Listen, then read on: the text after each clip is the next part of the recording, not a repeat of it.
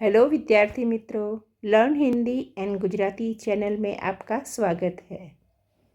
गुजरात जुडी श्री 2025 के लिए गुजराती व्याकरण के अंतर्गत आज हम सीखेंगे विभक्ति। तो आज की विभक्ति का टॉपिक हम पहले एक प्रश्न से देखते हैं। यहाँ हमारा पहला प्रश्न है, विभक्तिनी कुल संख्या કેટલી છે? चलो विचारो જોઈએ। 2, 4, 6 કે 8? बताओ કેટલી છે? તો અહીં અમારો ઉત્તર એટલે કે જવાબ છે 8। વિભક્તિની સંખ્યા કેટલી છે? 8 છે। ચલો હવે જોઈએ કે આ વિભક્તિ છે શું।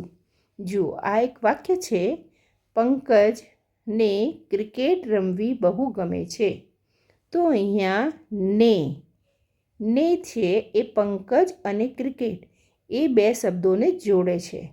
તો અહીંયા જે શબ્દોને જોડવાનું કાર્ય કરે છે એને આપણે વિભક્તિ કહીએ છીએ। જુઓ, આમાં છે ટાઈમ ટેબલ દ્વારા કામ સમયસર થાય છે।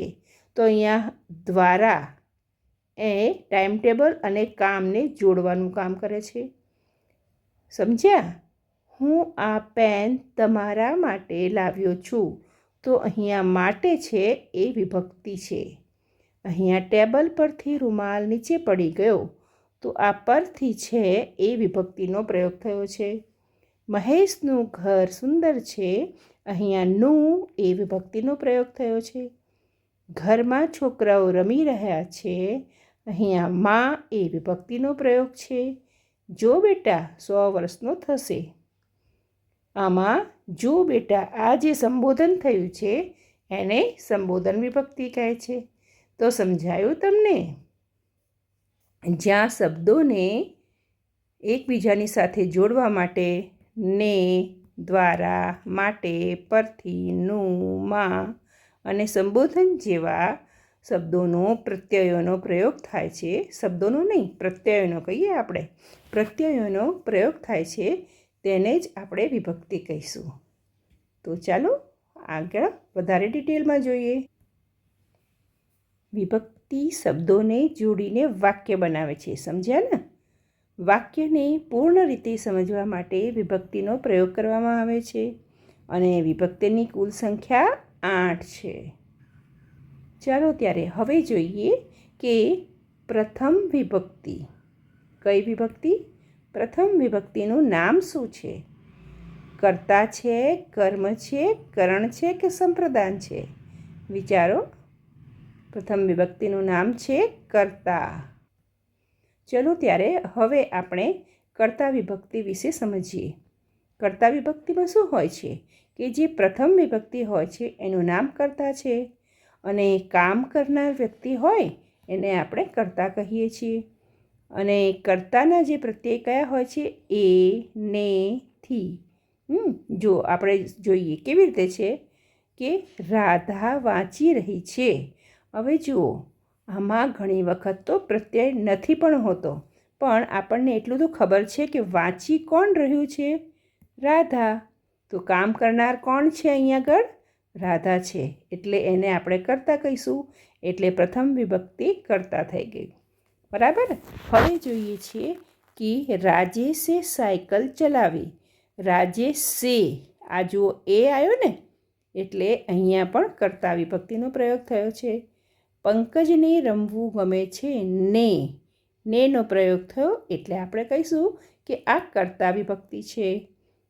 અહીંયા જોઈએ, મારાથી ત્યાં નહીં જવાય। તો અહીંયા કોનાથી નહીં જવાય? મારાથી। તો અહીંથીને કારણે આપણે આને કહીશું કે આ કર્તા પ્રથમ વિભક્તિ છે। તો સમજાયું ને? અહીંયા વાંચી કોણ રહ્યું છે? રાધા, એટલે રાધા કર્તા છે। સાયકલ કોણ ચલાવી રહ્યું છે? રાજેશ ચલાવી રહ્યું છે। રમવું કોને ગમે છે? પંકજને ગમે છે। કોનાથી નહીં જવાય? મારાથી। તો આ બધા કામ કરનાર વ્યક્તિ છે, એટલે આ બધાને આપણે કહીશું કર્તા। સમજાયું ને? ચાલો ત્યારે હવે આપણે આગળ વધીએ છીએ કે દ્વિતીય વિભક્તિનું નામ શું છે? દ્વિતીય મતલબ બીજી વિભક્તિનું નામ શું છે? કર્તા, કર્મ, કરણ કે સંપ્રદાન? તમે તો બધું આવડે છે. એનું નામ છે કર્મ. દ્વિતીય વિભક્તિનું નામ છે કર્મ. તો હવે આપણે જોઈએ કે દ્વિતીય વિભક્તિનું નામ કર્મ છે, તો આપણે કેવી રીતે ખબર પડે કે આ કર્મ છે? તો આપણે પ્રશ્ન પૂછીને જોઈએ છીએ કે રાધા શું વાંચી રહી છે? તો આપણે કહીશું પુસ્તક. તો પુસ્તક એ કર્મ છે. રાજેશે શું ચલાવી? તો આમાં આવશે સાયકલ ચલાવી. પંકજને શું ગમે છે? શું બહુ ગમે છે? તો આપણે કહીશું મીઠાઈ બહુ ગમે છે. મેં શ્યામને પેન્સિલ આપી. તો શું આપી? પેન્સિલ. તો જોયું, શુંથી પ્રશ્ન પૂછવાથી જે ઉત્તર આવે છે એટલે કે જવાબ આવે છે એને આપણે કહીશું કર્મ. બરાબર? શું કહીશું? કર્મ વિભક્તિ, બીજી વિભક્તિ. અને ઘણી વખત આપણે કોનેથી પણ પ્રશ્ન પૂછી શકીએ છીએ. ચલો આપણે જોઈએ છે આગળ. કર્મ વિભક્તિ. જે પદ ક્રિયાનો વિષય કે લક્ષ્ય બતાવે તે પદને કર્મ વિભક્તિ કહે છે. વાક્યમાં શું અથવા કોને પ્રશ્ન પૂછવાથી કર્મ મળે છે? જોયું ને? તો આપણે જોયું હતું કે પ્રત્યય વિના પણ કર્મ દર્શાવાય છે અને ને પ્રત્યય કર્મ માટે વાપરવામાં આવે છે. હવે આપણે ત્રીજી વિભક્તિ જોઈએ. ત્રીજી વિભક્તિમાં શું બતાવ્યું છે? તૃતીય વિભક્તિનું નામ શું છે?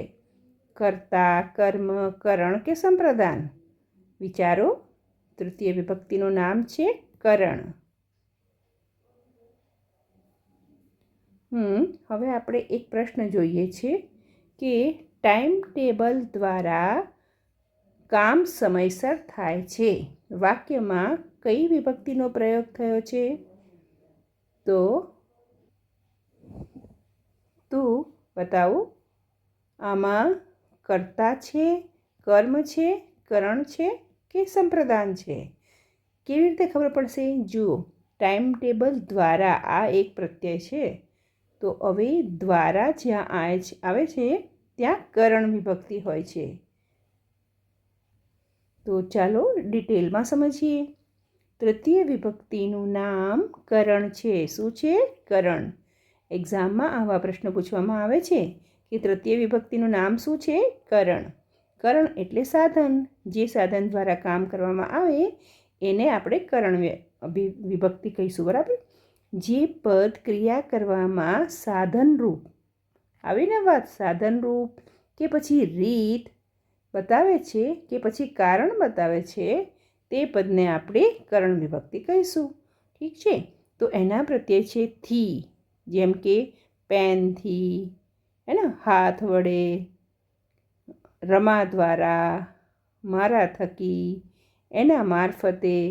તો આવી રીતે સાધન રૂપમાં જ્યાં વિભક્તિનો પ્રયોગ થાય છે ત્યાં આપણે કહીશું વિભક્તિ કઈ? તૃતીય વિભક્તિ એટલે કે કરણ વિભક્તિ. કઈ વિભક્તિ?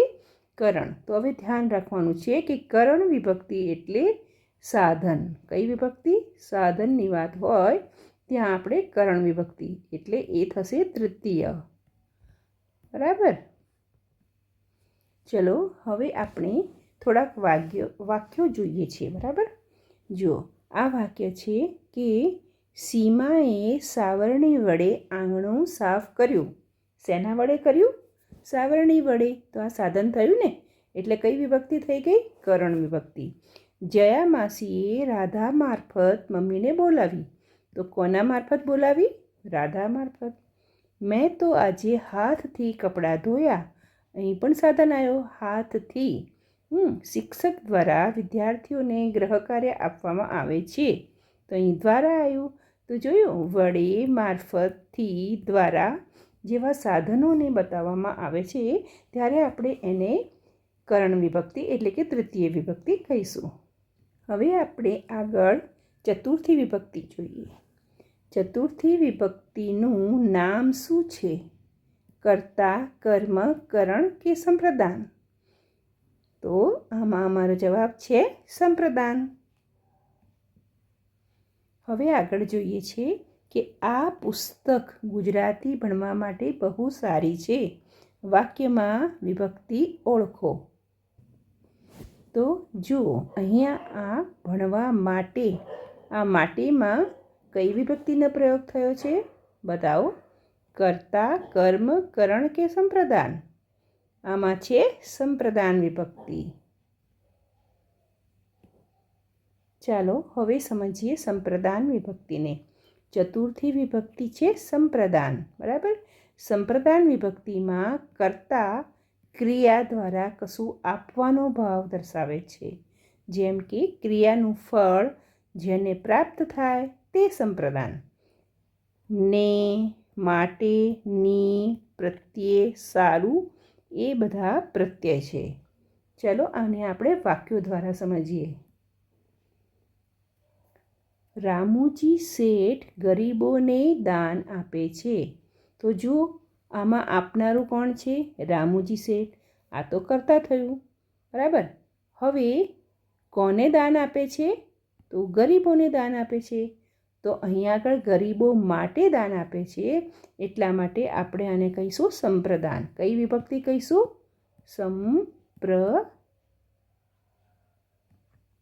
સંપ્રદાન. કઈ વિભક્તિ કહીશું? સંપ્રદાન.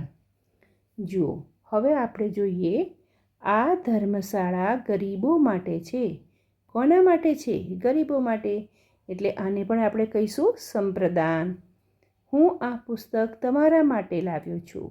તો અહીં માટે છે એ બી સંપ્રદાન છે. માતા પોતાના પુત્ર સારું ઝઘડે છે. તો અહીંયા આવ્યું સારું, એ પણ માટેનો જ અર્થ થયો ને. હવે જોઈએ છે મતદાન કરવું એ દેશ પ્રત્યે ફરજ છે. તો દેશની પ્રત્યે. તો જોયું અહીં આગળ માટે, સારું, ની પ્રત્યે. હવે જોઈએ છીએ ભાઈઓને ભગવાને ઘણું બધું આપ્યું છે. તો અહીંયા આગળ શું થયું? ભાઈઓને ભગવાને ઘણું બધું આપ્યું છે. ભાઈઓને માટે અહીંયા આગળ ને થયો છે, બરાબર. એટલે અહીં આગળ ભાઈઓને એ થયું. આ ટાઈમ ટેબલ વિદ્યાર્થીઓ માટે છે. અહીં આગળ કોના માટે છે? વિદ્યાર્થીઓ માટે છે. તો આ માટે આવ્યું. આ દવા દર્દીઓ માટે બહુ સારી છે. તો અહીંયા શું આવ્યું? માટે આવ્યું. એણે રમેશ પ્રત્યે ઘણો આભાર માન્યો. તો અહીંયા પ્રત્યે આવ્યું, બરાબર. પુત્રીને માતા પિતા સારું બહુ જ પ્રેમ છે. તો અહીંયા શું આવ્યું? સારું. તો આપણે સંપ્રદાનમાં શું જોયું? માટે, સારું, ની પ્રત્યે, ને આ બધા પ્રત્યય આવે ત્યારે આપણે કહી શકીએ છીએ કે આ સંપ્રદાન વિભક્તિ છે. ચાલો હવે જોઈએ છે આગળની વિભક્તિ. આગળની વિભક્તિ છે પંચમી વિભક્તિનું નામ શું છે? બતાવો. અધિકરણ, અપાદાન, કરણ કે સંબોધન?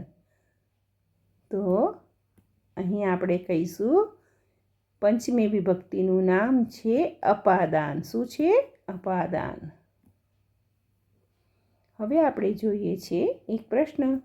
વૃક્ષ પરથી પાંદડું ખરી પડ્યું. વિભક્તિ ઓળખો. વૃક્ષ પરથી, અહીં વૃક્ષ છે અને પાંદડું છે, એ બંને શું થઈ ગયા? અલગ થઈ ગયા. તો આમાં કહેવાશે અપાદાન વિભક્તિ.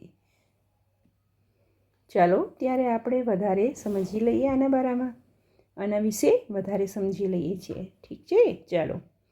વાક્યમાં જ્યારે છૂટા પડવાનો ભાવ હોય, શું હોય? છૂટા પડવાનો ભાવ પ્રગટ થતો હોય ત્યારે અપાદાન વિભક્તિ પ્રયોજાય છે. એના પ્રત્યયો છે થી, હે ને? ઘેરથી, માંથી, પરથી, પાસેથી. ચલો વાક્ય જોઈએ. વાંદરાએ છત પરથી કૂદકો માર્યો. આવ્યું ને? પરથી. હવે જોઈએ. ફેરિયાએ એની પાસેથી ટોપી લઈ લીધી. તો અહીંથી આવ્યું ને? આ જુઓ થી. પાસેથી પણ કહી શકાય, પાસેથી, બરાબર. રેલગાડીમાંથી યાત્રીઓ નીચે ઉતર્યા. તો તો અહીંથી આવ્યું, આથી આવ્યું ને, હા બરાબર. માંથી બી કહી શકાય, થી બી કહી શકાય, બરાબર. માંથી. મહેશ ઘરેથી શાળાએ ગયો, તો અહીંથી આવ્યું છે, આ જોથી આવ્યું ને, તો આ પરથી તમે કહી શકો કે આથી છે. અહીંયા પણ ઘરેથી આવ્યું, માંથી રેલગાડીમાંથી, પરથી અહીંયા પરથી છત પરથી, પાસેથી ફેરિયા એ એની પાસેથી. તો અહીંયા છૂટા પડવાનો ભાવ છે. છત પરથી નીચે ગયો એ છૂટો પડ્યો, અને એની પાસેથી પોતે ટોપી લઈ લીધી એ બી એના હાથમાંથી છૂટી ગઈ. રેલગાડીમાંથી યાત્રીઓ નીચે ઉતર્યા એટલે છૂટા પડ્યા. મહેશ ઘરેથી શાળાએ ગયો એટલે એ ઘરથી છૂટો પડ્યો. તો આમ છૂટા પડવાનો ભાવ હોય ત્યારે આપણે કહીશું કઈ અપાદાન. કઈ વિભક્તિ? અપાદાન, પંચમી વિભક્તિ. હવે જોઈએ છે આગળની વિભક્તિ. ષષ્ઠી વિભક્તિનું નામ શું છે? અધિકરણ, અપાદાન, સંબંધ કે સંપ્રદાન? તો ષષ્ઠી વિભક્તિનું નામ છે સંબંધ. જો પ્રશ્ન જોઈએ છે આપણે, રાધાનું ઘર બહુ સુંદર છે. આ વાક્યમાં વિભક્તિનું નામ શું છે? તો રાધાનું, આ જો એક પ્રત્યય છે, તો એમાં અધિકરણ, અપાદાન, સંબંધ, સંપ્રદાન. કઈ વિભક્તિ છે? અપાદાન. ચાલો ત્યારે આપણે ષષ્ઠી વિભક્તિના વિશે હજુ જોઈએ. ષષ્ઠી વિભક્તિ એક પદનો બીજા પદ સાથે સંબંધ દર્શાવે છે. ષષ્ઠી વિભક્તિ સંબંધ વિભક્તિ છે. એમાં પ્રત્યય કયો આવે છે? નો, ની, નો, ના. નો, ની, ના. બરાબર. જો કેવી રીતે, શ્યામા 18 વર્ષની થઈ ગઈ, તો અહીં ની આવ્યું ને, આ ની આવ્યું. બરાબર. રાતની ગાડી મોડી આવશે, આ ની આવ્યું. એના ઘરનું કામ બહુ સરસ છે, તો એના આવી ગયું. રાધાનું ઘર બહુ સુંદર છે, તો ફરી નું આવ્યું. તો આમાં ના, નું, નો એવા શબ્દો, એવા પ્રત્યયો આવે તો આપણે સમજી જવાનું કે આ ષષ્ઠી વિભક્તિ છે. ચલો હવે આપણે આગળ જોઈએ છીએ સપ્તમી વિભક્તિ. કઈ વિભક્તિ છે? સપ્તમી વિભક્તિનું નામ શું છે? અધિકરણ, અપાદાન, કરણ કે સંપ્રદાન? બતાવો.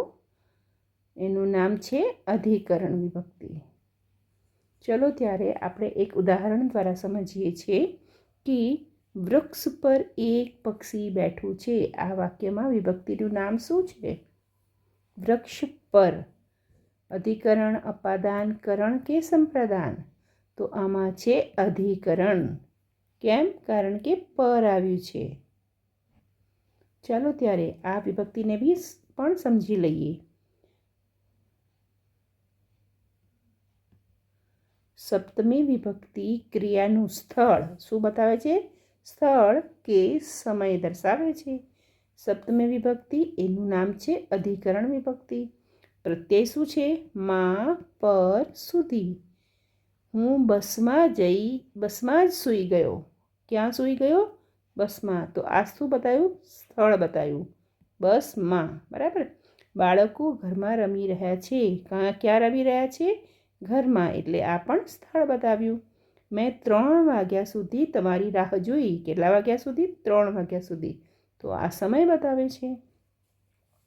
વૃક્ષ પર એક પક્ષી બેઠું છે. વૃક્ષ પર એ પણ સ્થળ બતાવે છે. તો જ્યાં સ્થળ અને સમય બતાવવામાં આવે ત્યાં આપણે સપ્તમી વિભક્તિ એટલે કે અધિકરણ વિભક્તિ કહીશું. હવે આપણે જોઈએ અષ્ટમી વિભક્તિનું નામ શું છે? અધિકરણ, અપાદાન, કરણ કે સંબોધન? એનું નામ છે સંબોધન. ઓ ઈશ્વર ભજીએ તુને. વાક્યમાં વિભક્તિનું નામ શું છે? અધિકરણ, અપાદાન, કરણ કે સંબોધન? સમજી ગયા ને? સંબોધન. શું નામ છે? સંબોધન. ચાલો ત્યારે હવે જોઈએ છે અષ્ટમી વિભક્તિ કોઈ પણ નામના સંબોધન માટે વપરાય છે. અષ્ટમી વિભક્તિ સંબોધન વિભક્તિ છે. કઈ વિભક્તિ છે? સંબોધન વિભક્તિ.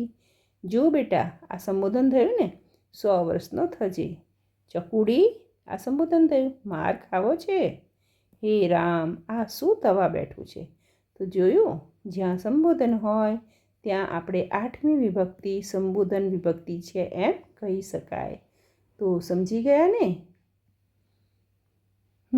समझ गए ना? क्या समझे? विभक्ति समझे? क्या समझे? विभक्ति. अब बताओ विभक्ति कितनी होती है? ये सारी बातें हमने गुजराती में की थी, तो एक बार वापस रिवाइज कर लेते हैं. हमने विभक्ति देखी, विभक्तियाँ 8 होती है. पहली कर्ता, जो काम करता है उसको हम कर्ता कहते हैं.